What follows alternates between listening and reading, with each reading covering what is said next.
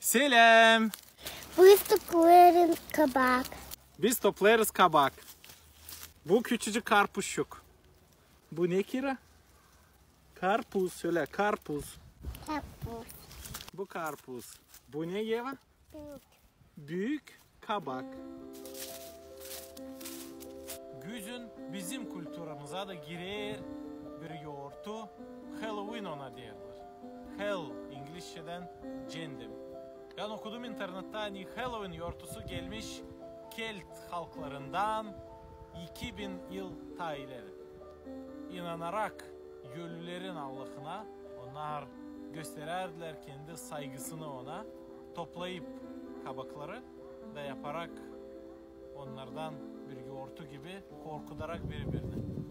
Ama bizim Allah'ımız Biblia'da biz okuyarız onun için o ta kavi ne kadar ölüm. O dirildi ölüden. Da biz korkmayırız ölümden.